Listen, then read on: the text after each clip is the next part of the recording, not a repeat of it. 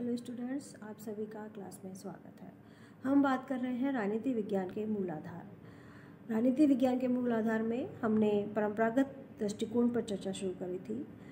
राजनीति विज्ञान के परंपरागत दृष्टिकोण में राजनीति विज्ञान का उद्भव और विकास कैसे हुआ, इस संदर्भ में हमने बात करी।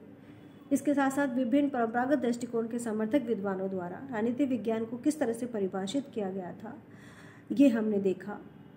उन्होंने राजनीति विज्ञान की अध्ययन वस्तु में या विषय वस्तु में किन किन चीज़ों को शामिल किया था, इस बारे में भी हमने बात करी।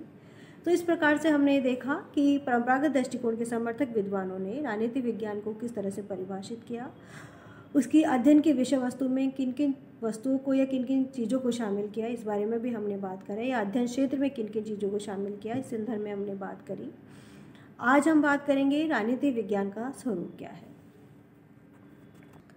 राजनीति विज्ञान का स्वरूप क्या है, इस संदर्भ में सबसे पहला प्रश्न जो उठता है वो यह है कि क्या राजनीति विज्ञान विज्ञान है। इस संदर्भ में हम ये देखेंगे कि विभिन्न विद्वानों के द्वारा जो है इस संदर्भ में उनकी मान्यताएं अलग अलग है।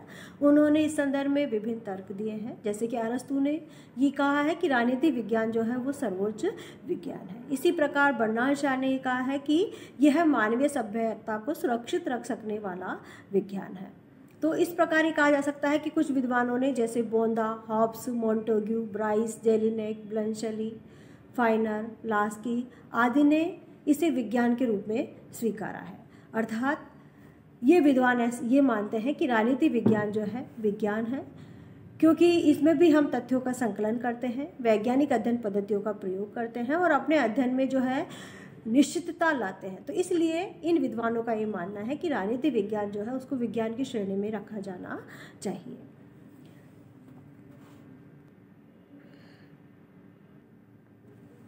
जबकि कुछ विद्वानों का ये तर्क है कि वो राजनीति विज्ञान को जो है विज्ञान नहीं मानते, जैसे कि बोंदा, हॉब्स, ब्लंशली, लास्की, जेलिनेक आदि विद्वानों ने जो है राजनीति विज्ञान को विज्ञान की श्रेणी में वो नहीं रखते, क्योंकि उनका ये मानना है कि राजनीति विज्ञान में जो है निश्चित तथ्यों का अभाव है, राजनीति विज्ञान में भविष्यवाणी का अभाव है, राजनीति विज्ञान में जो है कार्य और कारण में संबंधों का अभाव है। अर्थात वो ये मानते हैं कि राजनीति विज्ञान जो है वो प्राकृतिक विज्ञानों जैसी निश्चितता नहीं रखते, राजनीति विज्ञान में प्राकृतिक विज्ञानों जैसे तथ्यों का संकलन नहीं किया जा सकता और राजनीति विज्ञान में प्राकृतिक विज्ञानों जैसा जो है अध्ययन का जो है वस्तुनिष्ठ अध्ययन जो है प्रस्तुत नहीं किया जा सकता। तो इस प्रकार विभिन्न विद्वानों ने राजनीति विज्ञान की वैज्ञानिकता पर जो है शक जाहिर किया है या उन्होंने राजनीति विज्ञान की वैज्ञानिकता के विरुद्ध तर्क दिया है। उनका ये मानना है कि राजनीति विज्ञान को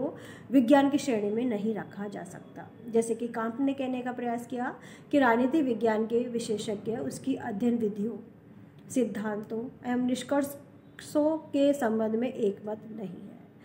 इसमें विकास की निरंतरता का अभाव है, इसमें उन तत्वों का अभाव है जिनके आधार पर भविष्य के लिए ठीक से निष्कर्ष निकाला जा सके। अर्थात कांट ने कहने का प्रयास किया कि राजनीति विज्ञान में प्राकृतिक विज्ञानों जैसी अध्ययन विधियाँ नहीं हैं, निश्चित सिद्धांतों और निष्कर्षों का निर्माण नहीं किया जा सकता है और इसके साथ साथ इसमें अध्ययन की निरंतरता और निश्चितता का भी अभाव है, भविष्यवाणी की क्षमता नहीं है या निश्चित जो है निष्कर्ष नहीं निकाले जा सकते। जैसे कि प्राकृतिक विज्ञानों में निश्चित निष्कर्ष निकाले जाते हैं, उस प्रकार के निश्चित निष्कर्ष जो है वो राजनीति विज्ञान में निकालना संभव नहीं है। इसलिए राजनीति विज्ञान को विज्ञान की श्रेणी में नहीं रखा जा सकता।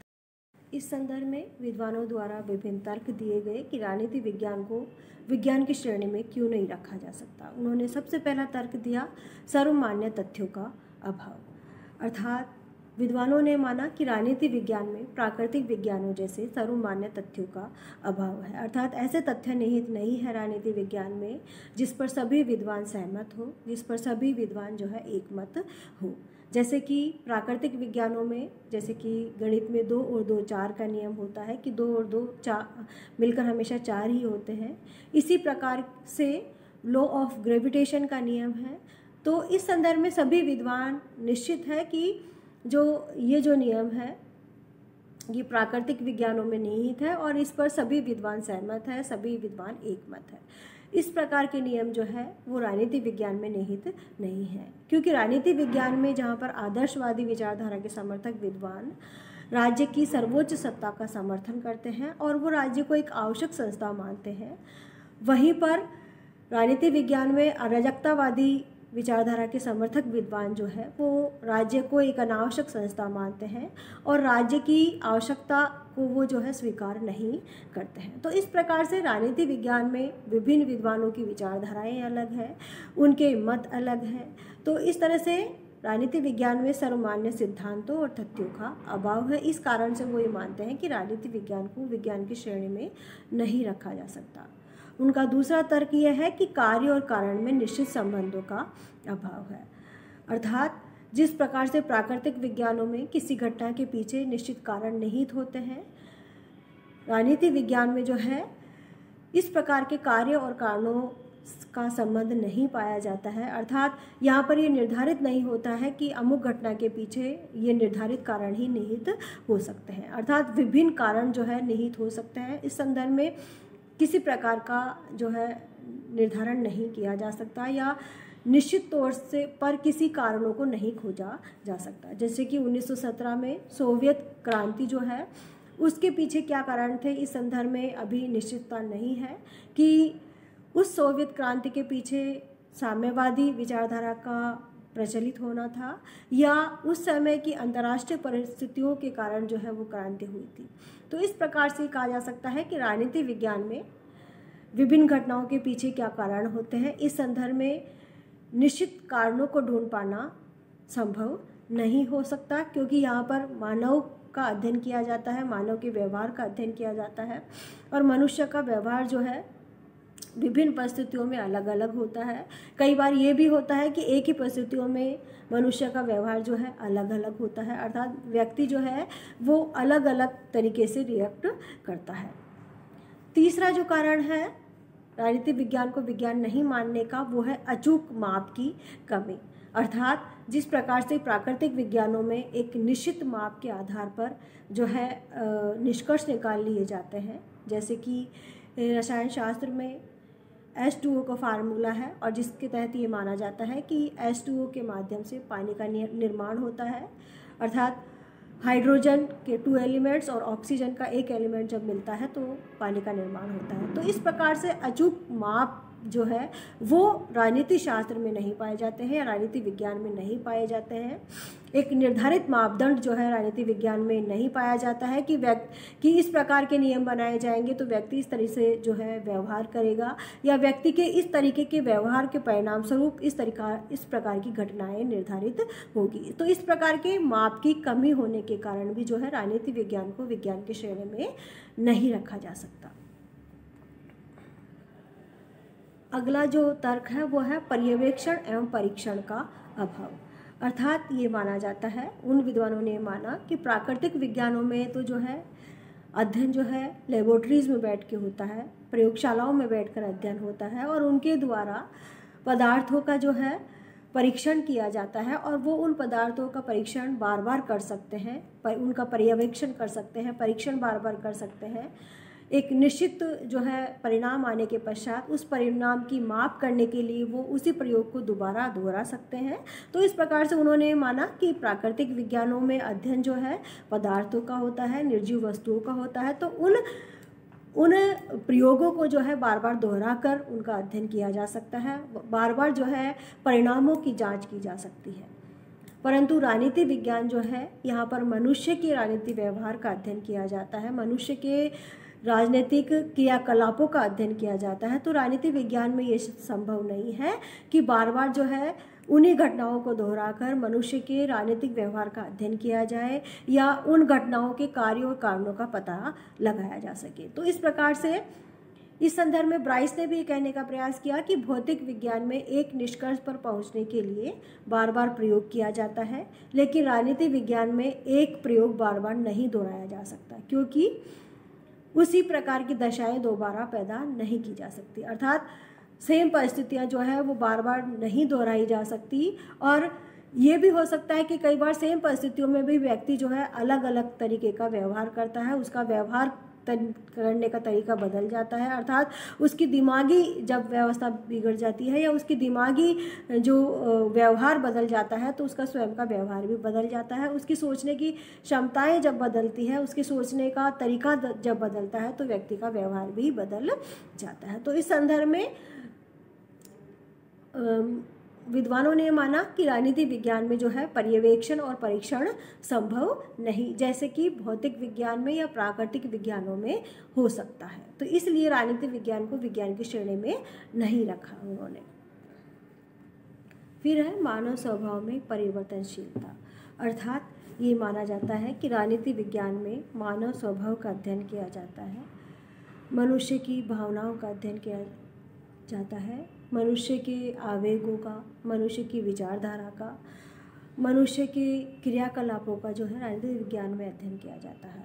और मनुष्य की ये सभी चीज़ें जो है परिवर्तनशील होती है, अर्थात मनुष्य की भावनाएं, उसके क्रियाकलाप, उसकी सोचने समझने की क्षमता, उसकी विचारधाराएं, ये सभी चीज़ें जो है परिवर्तनशील होती है। तो मनुष्य का स्वभाव इतना परिवर्तनशील होता है कि एक जैसी परिस्थितियों में भी मनुष्य जो है समान आचरण नहीं कर पाता है। और जब समान आचरण नहीं होता है एक समान परिस्थितियों में भी, तो मनुष्य के स्वभाव का या मनुष्य के विचारों का अंदाज़ा लगाना मुश्किल होता है कि मनुष्य जो है उसी परिस्थिति में किस प्रकार से जो है रिएक्ट करेगा या किस प्रकार से जो है वो अपने विचार व्यक्त करेगा। तो मनुष्य का स्वभाव जो है इतना चंचल होता है, मनुष्य जो है सोचता कुछ है, बोलता कुछ है और करता कुछ है, अर्थात व्यक्ति की अंतर मन में जाना संभव नहीं है, उसके अंतर मन में जाकर जो है उसकी भावनाएं, विचारधाराओं का पता लगाना संभव नहीं है, क्योंकि मनुष्य जो है परिवर्तनशील प्राणी है, उसकी विचारधाराएं बदलती रहती है, उसकी भावनाएं,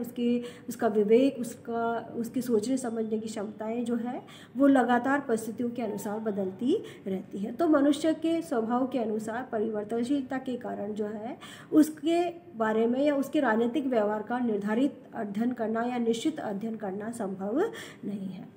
अगली जो बात कही है वो ये कही गई है कि भविष्यवाणी की क्षमता का अभाव, अर्थात प्राकृतिक विज्ञानों में जैसे भविष्यवाणी की क्षमता निर्धारित रहती है या भविष्यवाणी की जा सकती है आगे की परिस्थितियों के लिए, वैसी भविष्यवाणी जो है राजनीति विज्ञान में संभव नहीं है।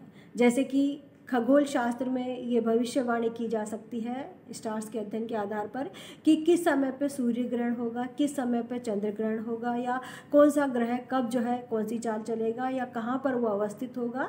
तो प्राकृतिक विज्ञानों में जो है निर्जीव वस्तुओं का अध्ययन किया जाता है, यहाँ पर पदार्थों का अध्ययन किया जाता है।